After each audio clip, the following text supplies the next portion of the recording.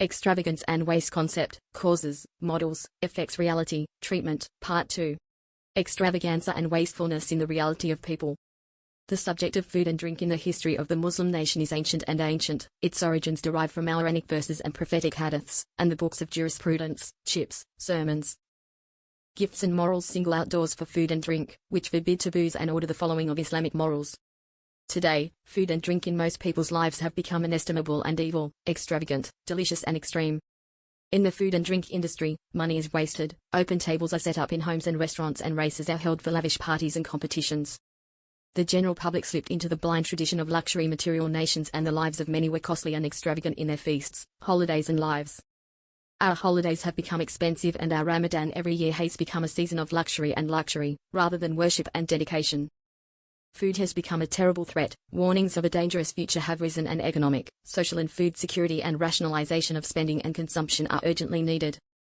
Man is a living being, doing important functions, worshipping God, then rebuilding the earth and establishing the principles of justice and goodness, which makes him need food to grow, live, move, work and need water, as man cannot survive for long without water. The human being's response to the instinct of food and drink is innate. Maintaining a diverse nutritional texture and balance with mediation and moderation gives a person at the age of life a strong body, lasting health and a blessed and extended life. Since it is not enough for a person in his food and drink to eat one species, basic needs such as water, sugars, fats and grease, protein, vitamins and some minerals must be available. Moderation, therefore, is to mediate between hunger and overeating by reducing the amount of food and drink without missing out on the need for body and work.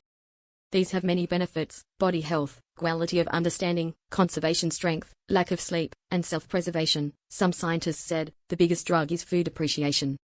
On the other hand, the demand for food by Zayed makes food for the extravagant insatiable, targeted, for which they make expensive money, and spend long times in the market buying food colors. Those who have made their stomachs, goals, pleasures and desires, are suffering with their money from miserable assistance or poor aid, resulting in hungry bellies and lost money.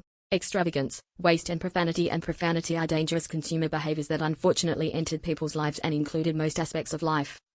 There is diversification of foods and drinks in public invitations, events and wedding feasts that cost a lot of money, and there are open tables with many varieties for specific amounts for each person, and there are banquets allocated in cases of death and funerals.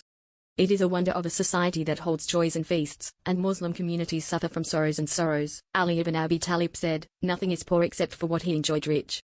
Judge Eod, may God rest his soul, was quoted as saying, too much eating and drinking is evidence of insatiable, careful and evil, and the predominance of lust, which is a means, causing the harms of the world and the hereafter, and a way to take care of the body and the self-immolation, i.e. its fragmentation. Excessive eating and drinking leads to its storage in the body and its transformation into flesh, grease, obesity and belly, which is based on many of his works and activities.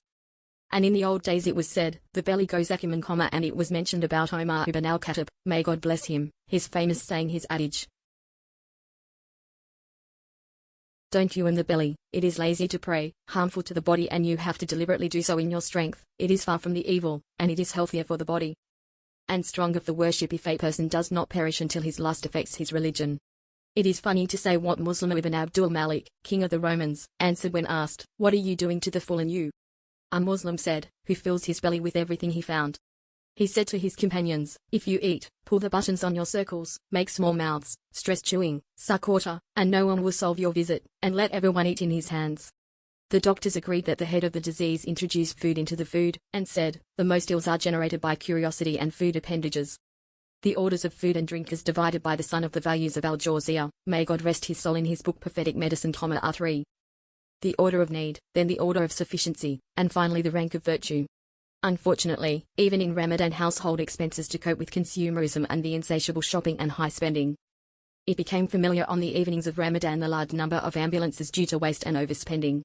One day, Al-Farag Omar bin al-Khattab stopped his son Abdullah and asked him, where are you going? Abdullah told the market. Al-Farag said to him, why? He replied, to buy meat and justify that purchase as he craved meat. So he went out to the market to buy some of it, and Al-Farag said to him, speak to him, I desired something you bought. It is timeless economic wisdom and a rational consumer base. Nowadays, we are witnessing a frantic race with new marketing methods, exciting advertising styles, attractive advertising, and intense advertising for purchase and more. Numerous investigations have found that a wide range of people buy what they don't need and consume too much products and goods. What we spend on fake decorations is enough to clothe all the nudists in the world, says William Penn. Thus, our luxurious lives fill the bellies with pleasure and taste and feed lives with empty and corrupt things.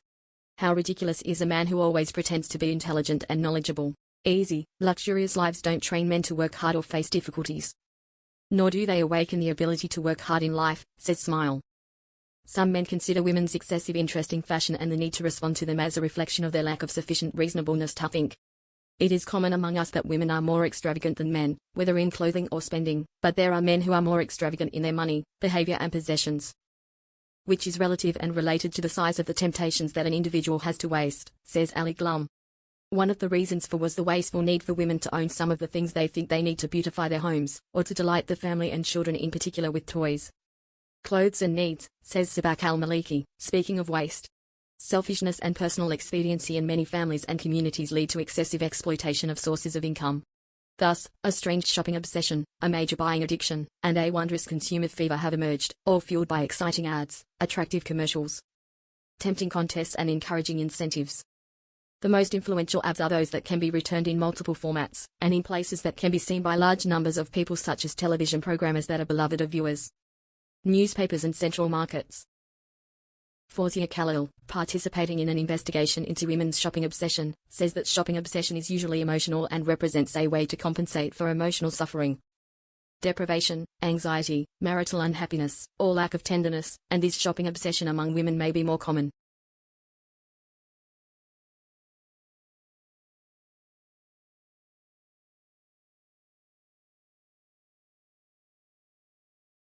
In the same investigation, Badria al-Matari says, there are women who buy unnecessary items, and push men to pay a lot to satisfy their crazy desires.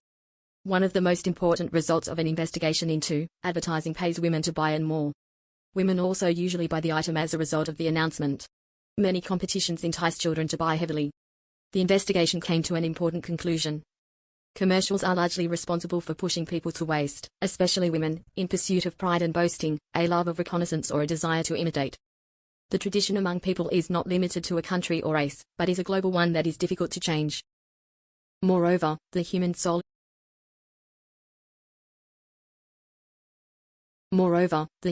is an insatiable breath, and at the same time it is not convincing. It is a sort of every kind, eager for every form, curious for every color. Overhype, obesity, profligacy, waste, depletion, waste and waste hills. Social dichotomies, sagging, indifference, disbelief of grace. These are some of the effects that are undoubtedly generated by uncontrolled purchasing behavior. From unbalanced consumer addiction and irrational extravagance. Garbage cans see bags of garbage and colors of household waste resembling hills as a result of heavy domestic consumption, and those who said consumption was the next flood of pollution believed. If we add to the above the common ethics of ego, envy, greed, emulation, breaking the hearts of the poor and the needy, and the imbalance of family budgets and indebtedness. All of this requires that we stand up to the consumer monster, the purchasing ogre, the spending addiction and the shopping obsession in order to close once and for all the black file of consumption in every home, every family, and within every society. If we had collected everything spent on trivial matters in a unified box, and then spent on removing the causes of tragedy from the lives of many, the land would have been repaired and well lived. If our actions are managed and well behaved, we can get rid of the extremes of overspending and consumption, destitution and poverty, as the former can meet the needs of the second, so that the extremes approach a reasonable rate. Addressing the phenomenon of wastefulness and waste. Moderation is the essence of Islam in all human activities, as Islam forbids the killing and the love of appearing. The Quran and the Prophet's Sunnah have defined the consumption of the Muslim in the unspeakable way of extravagance and waste, so that the consumer map deals at the level of individuals, food, drink, clothing, housing, decorations, means of movement, costs of marriage and wages of workers, and is disciplined by the approach of the Messenger of God, good example. Therefore, within this consumer map, a Muslim should commit to 1. The economic aspect does not have the believer, but confronts it with his faith and creation. 2. Consumption is within the limits of moderation and moderation. 3. Avoid pride and imagination. 4. Stay away from haram. 5. Rationalizing and regulating consumption. 6. Eating and saving consumer products when they are easy and prosperous.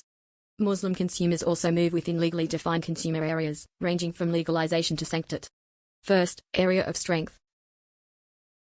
It is a permissible area, as it is the middle between extravagance and fragmentation and the middle between decorations and piousness, and most people do not take it, as they often tend to adorn and some go beyond luxury and waste, and the origin of this area is the saying Al-Might, who when they spend are neither wasteful nor miserly, between that is a just stand al-Furgan 67.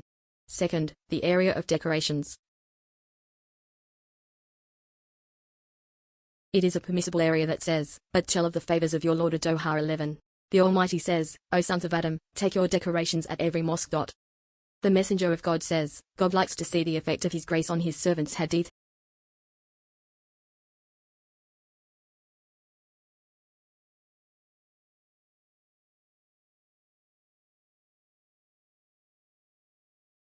Who when they spend are neither wasteful nor miserly, between that is a just stand al-Furgan 67. Second, the area of decorations. It is a permissible area that says, but tell of the favors of your Lord. Doha 11. The Almighty says, O sons of Adam, take your decorations at every mosque. The Messenger of God says, God likes to see the effect of His grace on His servants. Hadith Hassan, taken out by al-Tamadai, and from this region to speak of blessings and well-being. But no to take the Muslim consumer out to the area of luxury that forbids him. Third, piety region, austerity and asceticism. It is a permissible area, although it is a welcome area, but those who can stay there are few people, and at the head of this region are the prophets of peace, the early leaders, and a few late ones. Because in this region there is a lot of sacrifice in the world and its joys, and the excitement of others, and if this facilitates the solution of economic problems. Fourth, the area of the being miser, stinginess and scarcity. Scrooge is an enemy of himself, and an enemy of all that benefits people, even if the situation reaches the asceticism and deprives himself of necessities. And the origin of this region is the saying of Almighty, yet whoever is mean only to his own soul. Muhammad, 38. He said, don't be scared, but those who were before you perished with scarcity, ordered them to be stingy, so they belied, and ordered them to be immoral, so they blew up the true hadith on a Muslim condition. As the ruler in al-Mustarak, and Abu Dawud took him out. Fifth, wasteful zone, waste and luxury. It is a forbidden area, and he said, don't be extravagant that he does not like the extravagant ones. Al-An'am, 141. Waste is more than extravagance, it is excessive and exceeds the known limit, it expands in forbidden spending, sins and evil desires. And luxury is more than wasteful as one expands in the sanctuary and lust of the world. If luxury spreads to the nation, it will be lost to the courtyard, and from this region the waste of money, and the Holy Prophet, may blessing and peace be upon him, has stopped wasting money. As the two sheikhs have told him. In line with the style and area of moderation and textures, and away from the style and area of waste. Islam has placed qualitative and quantitative restrictions and established rules governing the consumer process, including 1. The prohibition of the life of luxury. Luxury is the exaggeration of grace, the luxury is the expanding blessing in the sanctuary and lust of the world. And Islam does not favor luxury but considers it an abnormal behavior and a cause of the descent of torment and the destruction of nations. And an indication of if we want to destroy a village that we have ordered to be entertained, then they have the right to say, and we have destroyed it. Israel 161. 2. The prohibition of waste, extravagance and profligately, wastefulness, as we have shown to go beyond intent and moderation in spending, which is below luxury. Waste means spending money and dispersing it too extravagantly. And regret against adulthood. The law has foregathered waste and waste because of the unconscious waste of the resources of the individual and society. 3. Order moderation in spending, so that the Muslim is balanced between the interests of religion, the world, the spirit and the article. The prohibition of luxury, extravagance and waste does not mean calling for stinginess, scarcity and rectification, but rather the call for moderation. Because of its positive effects on the individual and society, if stinginess leads to a lack of inclination to consume, luxury and waste lead to the waste and destruction of resources. Both of which are scourges. 4. Stay away from the consumption of prohibited and harmful products. This means that the products are good, pure and purity. The jurisprudence says there is no harm or harm.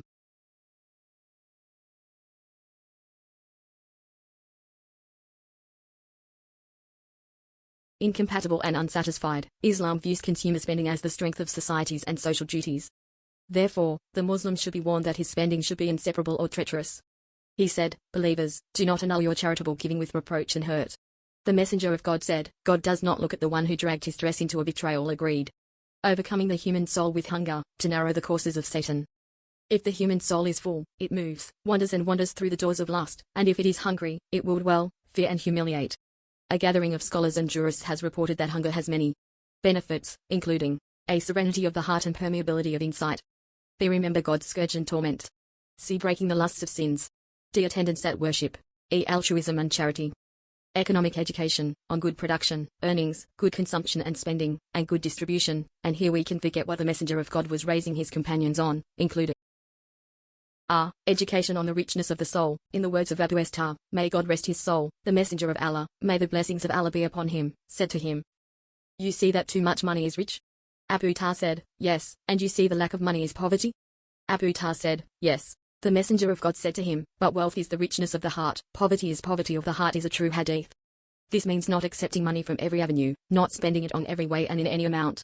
B. Education for work and livelihood. Abu Sa'id al-Khudri said, "I will not spare you. Whoever is exempted is relieved by God, and whoever sings, God sings him, and those who are patient, and who is patient, and who is patient." Patience. This means that the psychological means are important: chastity, dispensation and patience. As for the material means of work, as in the hadith of if one of you takes his rope and comes with a bundle of firewood on his back and sells it, his face will be better for him than to ask the people to give it or prevent it, al-Bukhari recounted. That is why the people of Mecca worked in commerce in Mecca and agriculture in Medina. C. Education on self-reliance and personal income. Jabir bin Abdullah, may God bless them, said the Prophet, a bed for a man and a mattress for his woman, a third for the guest, and a fourth for Satan, narrated by a Muslim. This means reducing expenses so that one does not need to borrow from others and be self-sufficient. D. Education on giving. According to Abdullah bin Omar, the Messenger of God said, "The upper hand is better than the lower hand, the upper hand spent and the liquid lower hand," narrated by a Muslim. Which means raising the economic level of society, so that there are more givers and fewer takers. These are the most important features of economic education on which the Messenger of God and his companions grew up, and raised them to take it and invited them to follow it. And it paid off on the companions of the Prophet Muhammad, Allah bless them, and on the Muslim community, and resonated in the field of calling for Islam. We should follow our message and represent those educational features in a realistic and practical manner. Muslims should refrain from any behavioral pattern that destroys these values, monuments and morals. Any expense of showing off or being good must widen the social gap between rich and poor in a single Muslim society.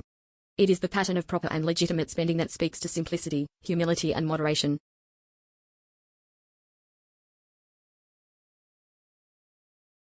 This does not mean that Muslims are reluctant to benefit.